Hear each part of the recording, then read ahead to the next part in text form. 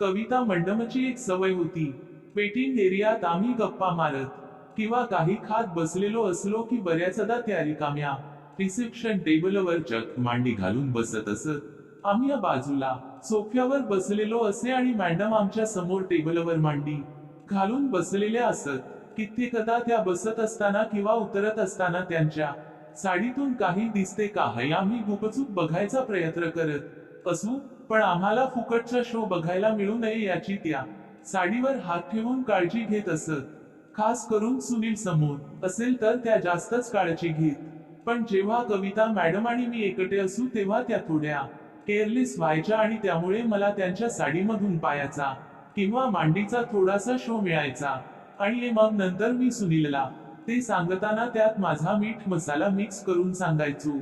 किंबहुना बऱ्याचदा कविता मॅडम विषयीच्या आमच्याच आवड बोलण्याने जास्त रंगत यावी म्हणून मी ऍडिशनल मीठ मसाला मिक्स करूनच सांगायचो. मला कल्पना नव्हती की ही माझी ऍडिशनल मीठ मसाला मिक्स करायची सवय एक दिवस माझा घात करणार होती. झाले काय की माझ्या ह्या ऍडिशनल मीठ मसाला मिक्स करून सांगण्याच्या सवयीमुळे सुनीलला असे वाटू लागले की कविता मॅडम मला लाईन देत आहेत. त्या मायाशी जरा जास्तच प्रेमाने बोलायच्या तेव्हा त्याला माया फेका खऱ्या वाटू लागल्या. त्याने तो बिथला. तो मॅडमवर काही वर्ष नंबर लावून होता पण तिने त्याला दाद दिली नाही आणि मला येऊन जेमतेम वर्षच होत होते. त्यात मॅडम मायाशी इतक्या कशा खुलल्यात याची त्याला जलन वाटू लागली. आणि मग एक दिवस त्याने सगळा खेळखंडोबा केला. एके दिवशी मी ऑफिसमध्ये उशिरा येणार होतो. कविता मॅडम आणि सुनील एकटेच होते. याचा फायदा घेत त्याने त्यांच्यावर काही लाऊड कॉमेंट्स केल्या. त्याने मॅनिंग चिडल्या आणि त्याच्याबरोबर भांडायला लागल्या. तो पण मॅडमशी भांडू लागला व त्यांना सांगू लागला की कशा त्या मायाबरोबर वेगळे वागतात आणि त्याच्याबरोबर वेगळे वागतात.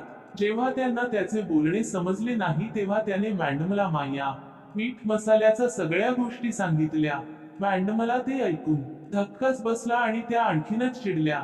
अर्थात त्यांनी सगळ्या गोष्टी नाकारल्या व मी आलो की मला जाब विचारणार म्हणून त्याला सांगितले. मला काय घडले याची कल्पना नव्हती व मी दुपारी ऑफिसमध्ये आलो. मी आल्यावर सुनीलने काही कामाचे निमित्त करून बाहेर कल्टी मारली. मी नेहमी सारखा मॅडमशी गोड बोलायला गेलो तर त्या माझ्यावर बरसल्या. सागर, मला वाटले नव्हते तू मायाबद्दल असे काही बोलत असशील म्हणून.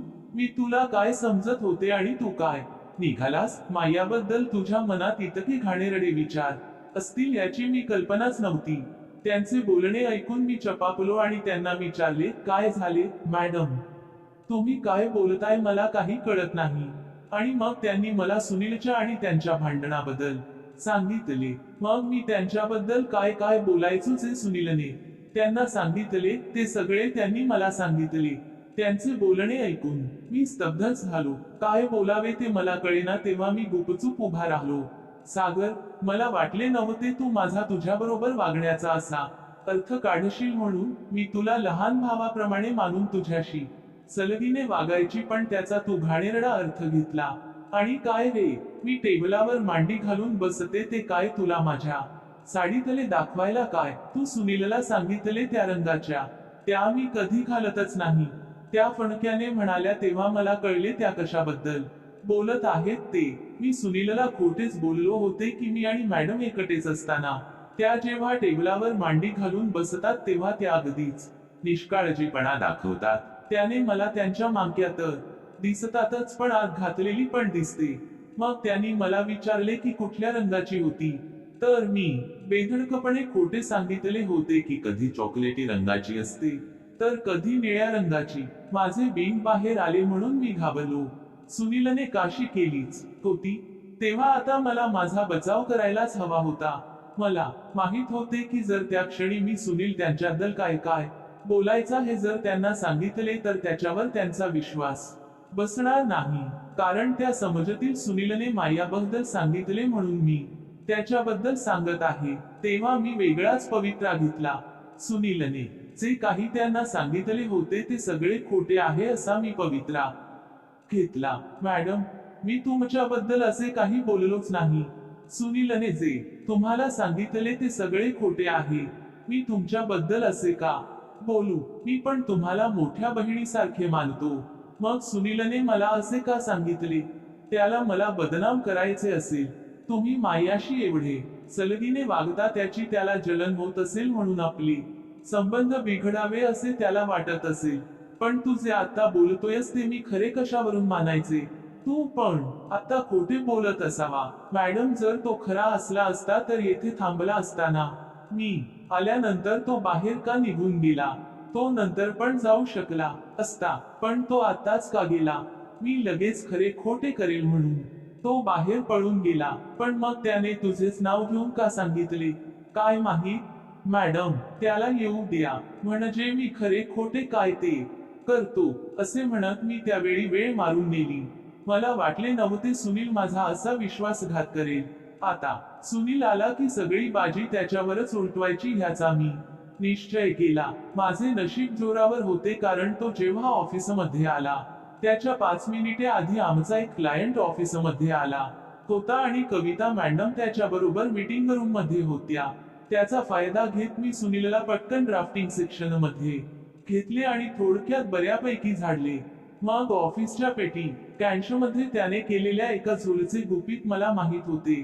ते मी मॅडम आणि बॉसला सांगेन अशी मी त्याला धमकी दिली व तेथून कटवले. सुनील निडर होता आणि अशा धमकीला घाबरणाऱ्यांपैकी नव्हता. ज्या बेदकारपणे तो हसत होता त्यावरून तर मला भीती वाटत होती की तो मॅडम समोर मायावर बाजी उलटवणार, आणि म्हणून मला थोडी धास्ती वाटत होती. नंतर मॅडम बाहेर आल्या व क्लायंट निघून गेला तेव्हा तर माया गोट्या कपाळातच होत्या. पण मला माझी बाजू क्लिअर करायची होती. तेव्हा मी थोडा दबकतच मॅडमकडे गेलो आणि सुनीलला तिथे बोलावले. मग मॅडम समोर मी त्याला झाडायला सुरुवात केली आणि त्याला कबूल करायला सांगितले की त्याने मॅडमला खोटे सांगितले आहे व मी तसे काही बोललोच नव्हतो. आश्चर्यकारपणे त्याने ते कबूल केले. त्याने मॅडमला सांगितले की तो खोटे बोलला. त्याने इतक्या सहजासहजी ते कबूल केले हे पाहून मी तर अवाकच झालो, पण मी ते भासू दिले नाही व माझी बाजू क्लिअर केली. मॅडम पुढे त्याला काही बोलल्या नाही, पण त्या चांगल्याच वैतागल्या होत्या. मी तेथून काढता पाय घेतला व येऊन माझे काम करू लागलो. त्यावेळी ते प्रकरण तिथेच संपले, पण त्याने आमच्या ऑफिसमधील मोकळे वातावरण गढूळ करून टाकले. त्या प्रकरणानंतर सगळ्यांचेच एकमेकांशी वागणे बदलले. जो तो आपापल्या कामात मग्न राहू लागला. सगळे एकमेकांशी फक्त कामापुरतेच बोलू लागले. बाहेरून काही खायला मागवायचे बंदच झाले आणि गप्पांची महफिल बरखास्त झाली.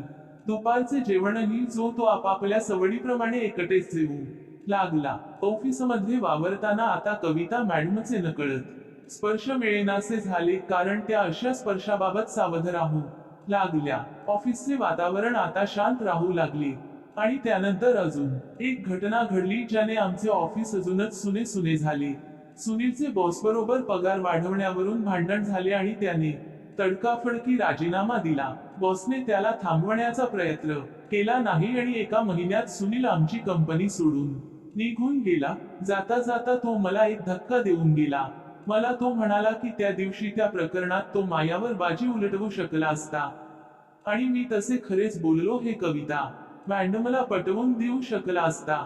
पण त्याने विचार केला की जर त्याने तसे केले तर माझे कॅरेक्टर मॅडम समोर खराब झाले असते. त्यावर आणि मॅडमने आणखीन काही ऍक्शन घेऊन बॉसला वगैरे सांगितले असते तर माया जॉबवर पण गदा आली असती. सुनील पुढे म्हणाला की कॅरेक्टरच्या बाबतीत तो स्वतः तर बदनामच होता, तेव्हा त्याचे पुढे काही नुकसान झाले नसते. कविता मॅडमला ते माहीतच होते व त्या कधी त्याला चांगल्या समजतच नव्हत्या. पण मला त्या चांगला समजत होत्या, तेव्हा त्यांच्या नजरेत मी चांगलाच राहावा म्हणून त्याने त्या दिवशी तसे कबूल केले. त्याचे बोलणे ऐकून मी अवाकच झालो आणि शेवटी मी कसे बसे त्याचे आभार मानले. सुनील कंपनी सोडून गेला आणि आमच्या ऑफिसमधला एक अध्याय संपला. मग सुनीलच्या जागी नवीन मुलगी पिऊन म्हणून येऊ लागली आणि जाऊ लागली. का कुणास ठाऊक, पण 2-3 महिन्यापेक्षा जास्त कधी कोणी टिकलाच नाही. बरे, ही नवीन येणारी मुलं 16-17 वर्षाची अगदीच शिकाऊ असायची. त्यामुळे आमच्याबरोबर त्यांचे सुनील सारखे खेळीमेळीचे संबंध कधीच झाले नाही. आम्ही स्वतःहून काही बोललो तरच बोलायचे, नाही तर गप्पच राहायचे. नेहमी आपल्या कामात मग्न राहायचे आणि जर काम नसेल तर गुपचूप दरवाजात खुर्चीत बसून राहायचे. तेव्हा ऑफिस नेहमी शांतच राहायला लागले. तसे पण ऑफिसमध्ये आम्ही 3 जणच असायचो. त्यात आणि पिऊन कामासाठी बऱ्याचदा बाहेर जायचा. तेव्हा म्हटले तर कविता मॅडम आणि मीच ऑफिसमध्ये असायचो. त्या प्रकरणानंतर का मॅडम मायाशी तर बोलतच नव्हत्या आणि बोलल्या तर फक्त कामासंबंधीच बोलायच्या. इतर वेळी आम्ही आपापल्या जागेवर बसून काम करत राहायचो, नाहीतर नुसतेच बसून राहायचो. पण पहिल्यासारखे कधी एकत्र बसायचो वा गप्पा मारायचो नाही. जरी मॅडम मायाशी बोलत नव्हत्या किंवा मला त्यांचा पहिल्यासारखा सहवास मिळत नव्हता, तरी माया डोक्यात त्यांचा विचार सतत असायचा. माझ्या मनात त्यांच्याबद्दल भावना आधीपासून तर होत्याच, पण या काळात त्या जास्तच उफाळून यायला लागल्या. त्यांचे माझे संबंध आहेत आणि जेव्हा जेव्हा जसा जसा आणि जेथे कोठे चान्स मिळेल तेथे आम्ही दाबादाबी, चुम्माचाटी, चोखाचोखी आणि असे चित्र माझ्या डोळ्यासमोर उभे राहू लागले.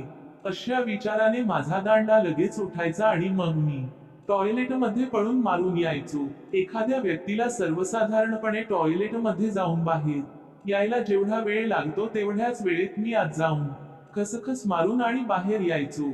कोणाला कळणारही नाही की मी आत कशासाठी गेलो होतो. कथेचा पुढचा भाग पुढच्या व्हिडिओमध्ये येईल.